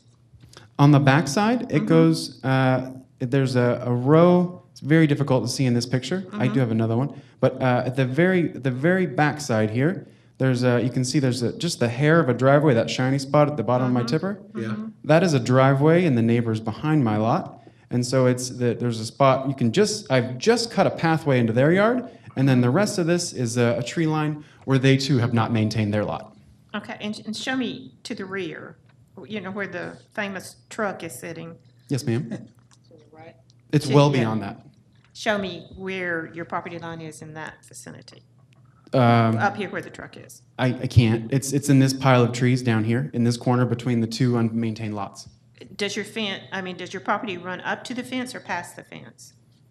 As I understand it, my property goes directly to the middle of the power lines, which is that fence line. Okay, gotcha. And to confirm on the backside, it is somewhere. Thank you for holding that. It is somewhere in the lower half down there. But again, we can't see it. This picture is from when I was trying to seed the grass. And again, Jason, the fence, you maintain the fence is not on your property, is that correct? As far as I know, I have not had a survey done. No, sir. I've been told by everyone that the property line is the center of the power lines there, and then the fence along the backside. Question is the fence on your property, yes or no, to your knowledge? To my knowledge, it is the line. So I would So say the it fence is is not on my your property. line, or is it on your property or not on your property? I just need a yes or no on that. I would say it is not on my property because it is the property line, but I don't know what that would be called. Mr. Chairman? Could we look at a GIS from top down maybe and see? Would it help? No. According to the GIS, it is exactly where that fence line is. Tim is not here. I have a picture Okay. from the All right, GIS. Mr. Gunther has a question or a comment. I apologize, I'm looking for more pictures now. Yeah, okay, fine. Well, my question was where you were going. To the best of your knowledge, it sounds like that fence is owned by your neighbor who is at, what is that, 3958 Pond Drive? In other words, the neighbor to the right? So there's a fence here, and then there's a fence here. And as you can see, this is the center of the power lines.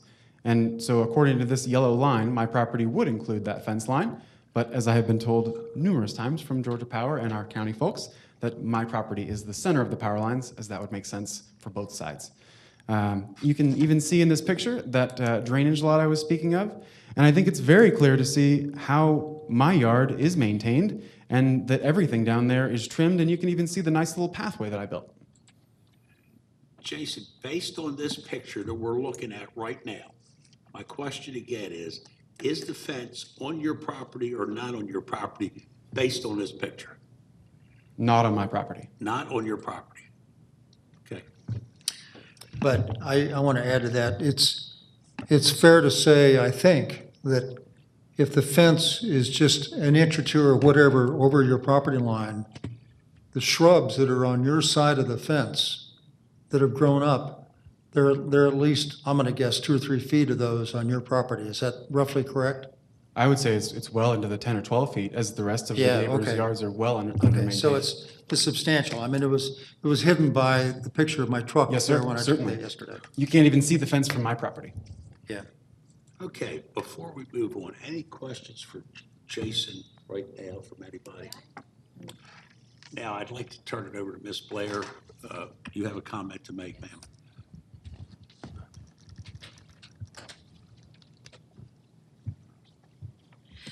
I did want to, the photos that we saw, some of the, and as Mr.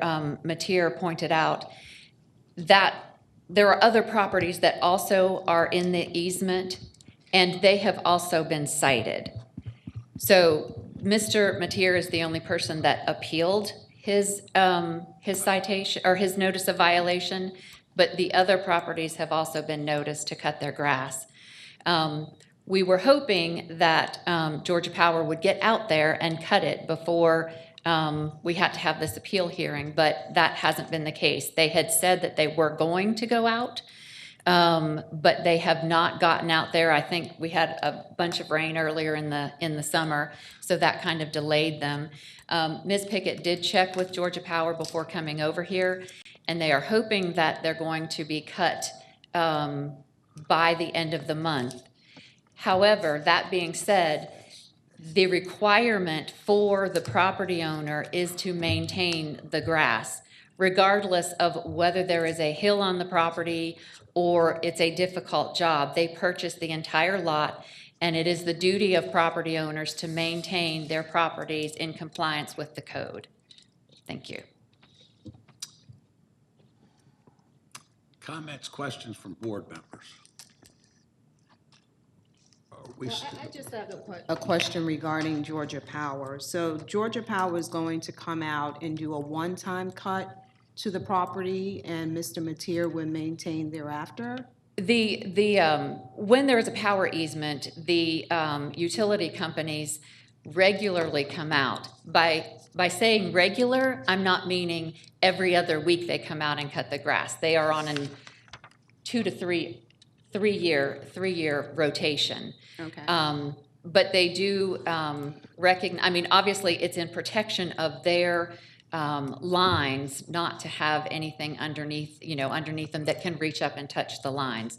So, but the rotation is this year. Okay, all right, thank you.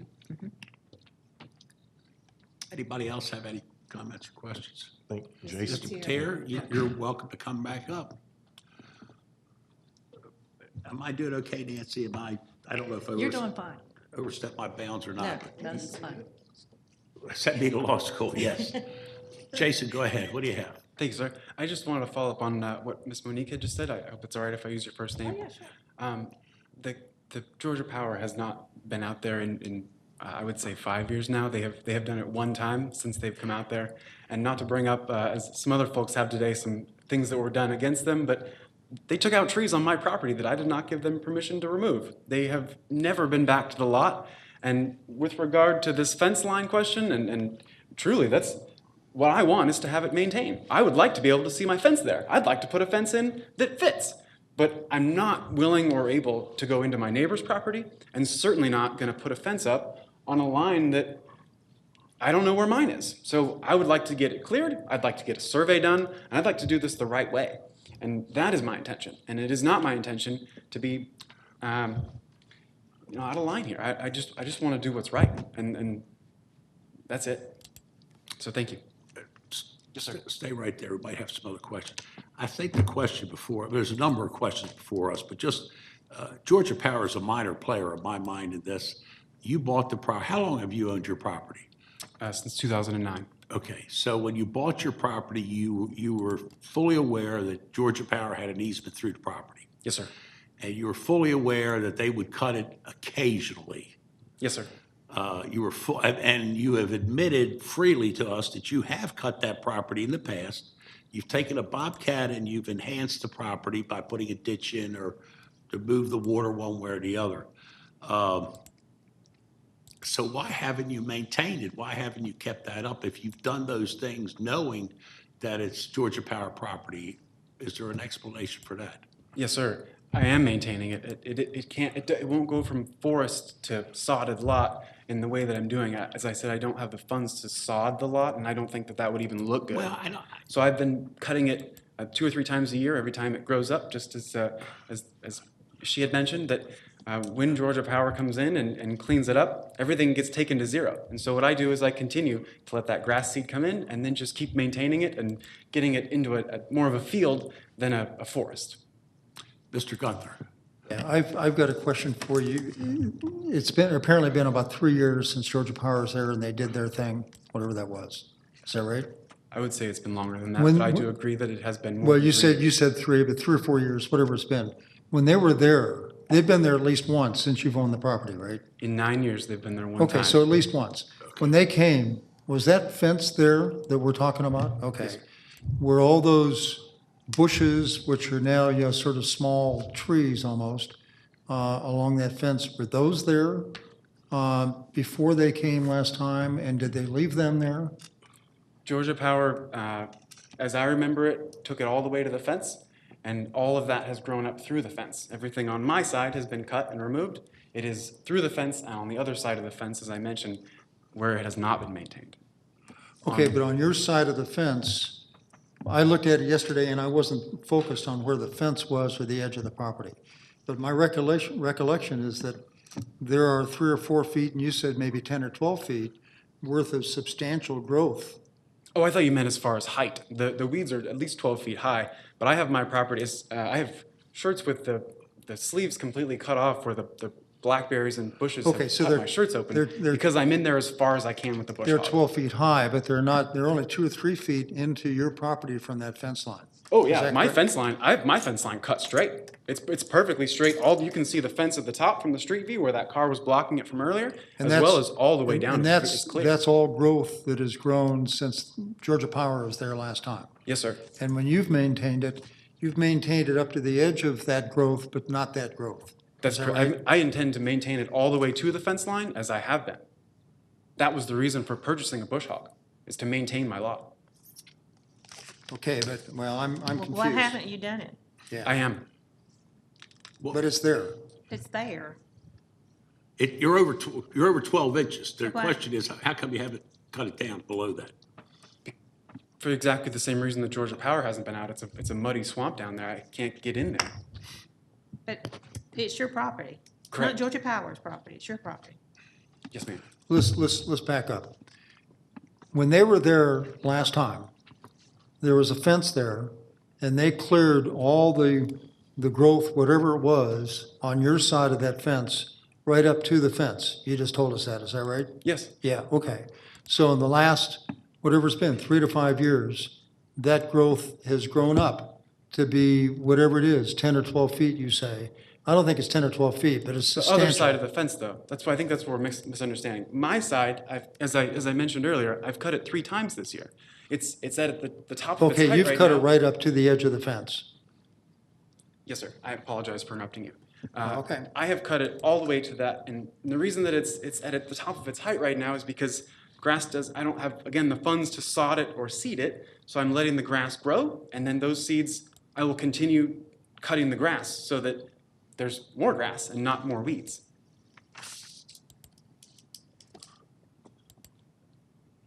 It's more of a land maintenance issue. Again, Miss Williams' question was, if you've cut it, why is it above 12 inches now? That's why. We're at the end of the harvest. Well, I'm not a big-time farmer, but I do know how to grow grass. Yes, sir. I've been involved in the golf course industry, and I know what it takes Very to nice. do that, so. But again, the question is, why is it above 12 inches right now? For exactly the reason that your roughs are taller than 12 inches. Because when they seed, it's just part of the maintaining the process. And that was the reason for my statement that I wasn't trying to get away with anything. That I just wanted to bring it to the board's attention that it is my intention. I think keep it Georgia clean. Power is a minor player in this. Yes, sir, I heard that. I think it's your responsibility, it's your property. They have an easement that goes through it. You bought the property knowing there was an easement there. You bought it in '09. Ms. Blair, when did our ordinance go into effect on the 12-inch height? Do you remember when that was done?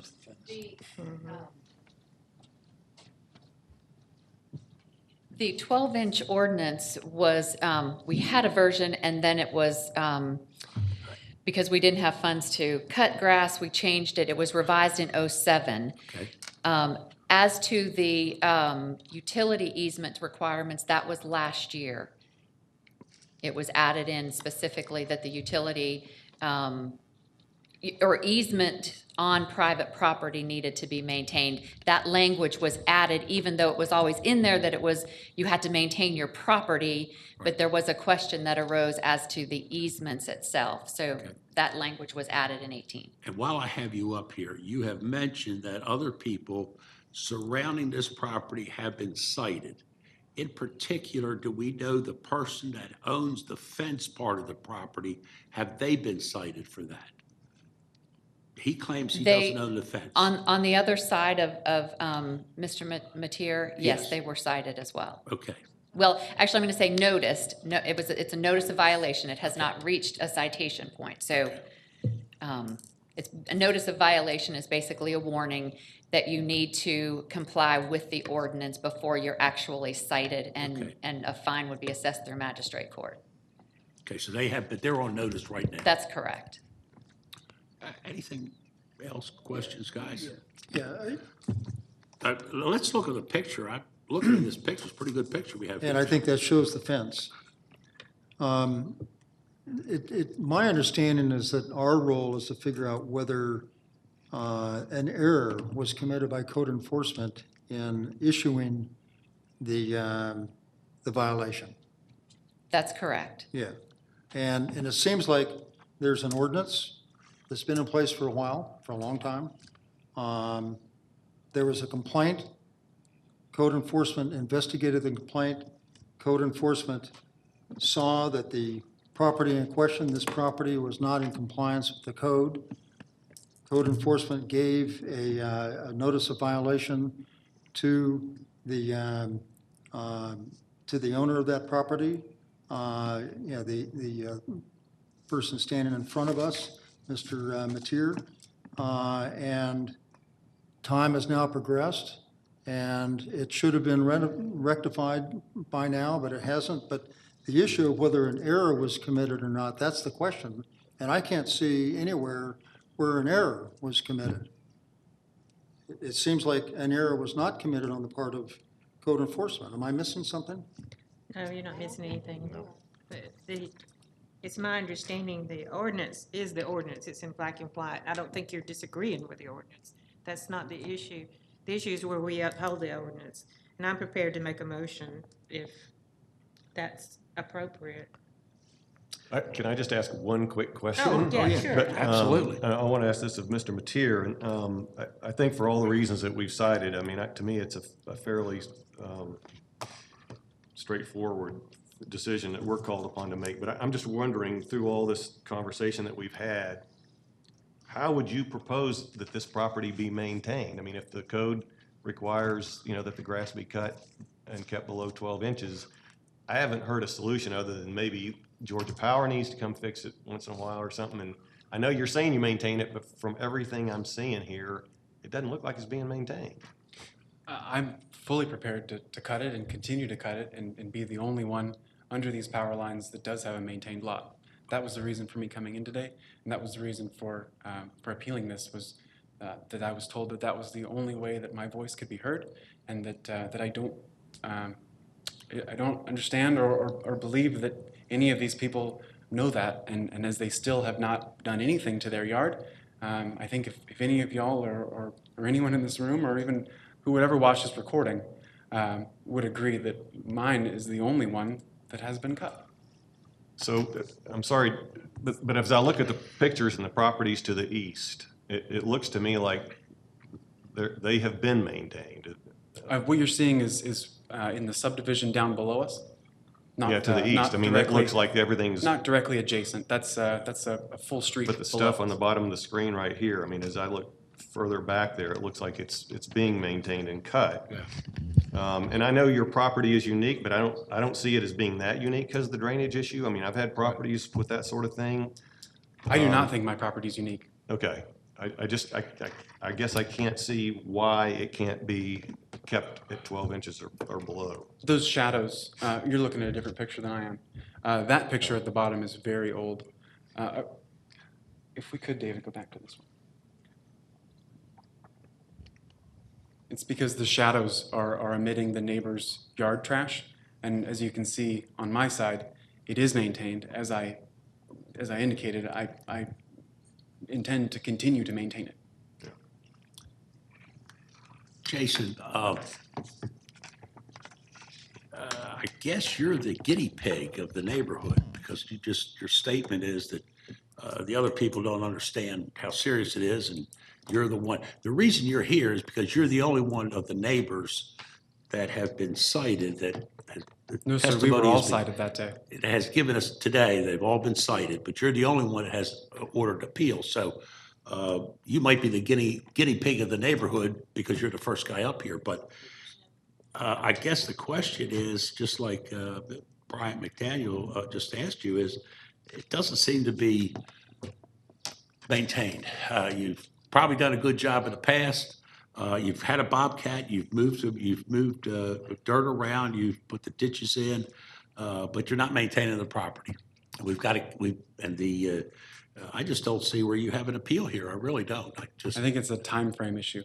Well, it might be a time frame issue, and of course, here's the other thing in the back of my mind. We've got a major hurricane coming in here in 3 days. Hell, we might get a whole bunch of rain.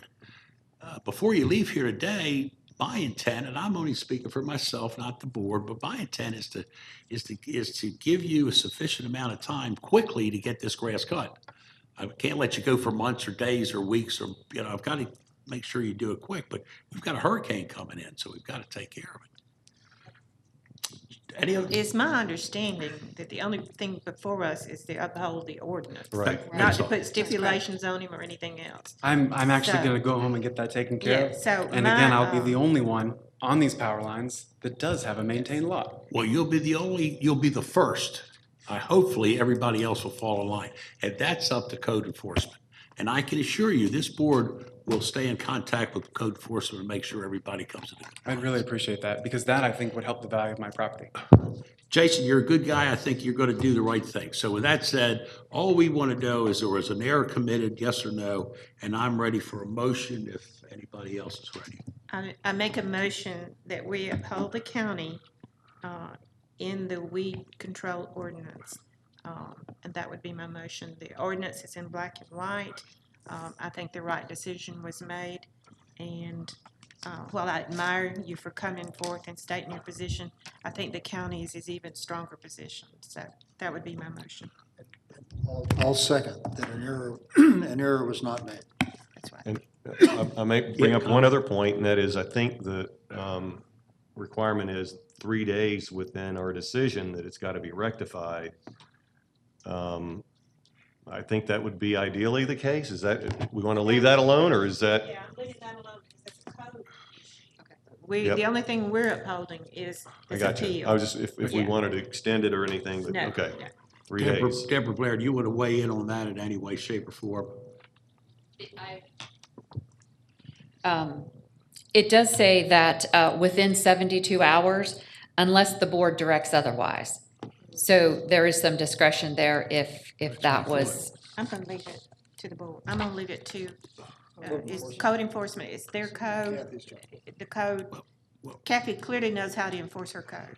Well, does that make Kathy to make him do it in 72 hours?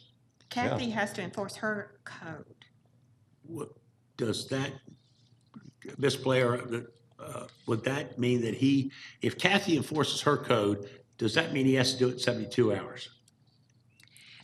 I would say yes. The notice Okay. of violation says that it needs to be done within 72 hours unless the board directs otherwise. So that would infer 72 hours. All right. I know I'm a little scattered here, but let me ask Jason, can you get that done in 72 hours? Yes, and may I ask a follow-up question? Well, yes or no first? Yes. Okay. If I had done that this morning, would this conversation have gone differently? If you did that this morning, you wouldn't be here. Well, I would, because the ordinance is to maintain it within 12 inches. And my point is that a lot of these weeds grow that quickly in a week. Just exactly as across the street, my neighbors have the tower that holds these power lines up, and their weeds are 15 feet tall. Okay. I think we have a motion. We've got a motion, and I've got to go to the motion. My question to you was, can you do it in 72 hours?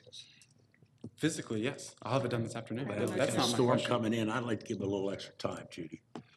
But you've No. got a motion, okay?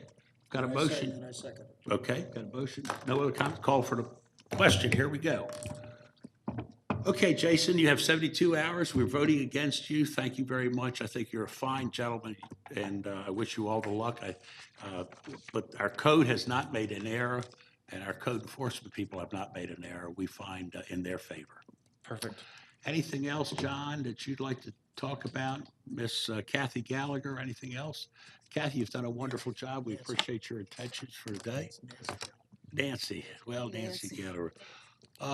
Anything else? Nothing else? Okay, have a nice time. Thank you for your time. Get prepared for the hurricane coming in. Everybody be safe, and we'll see you next month.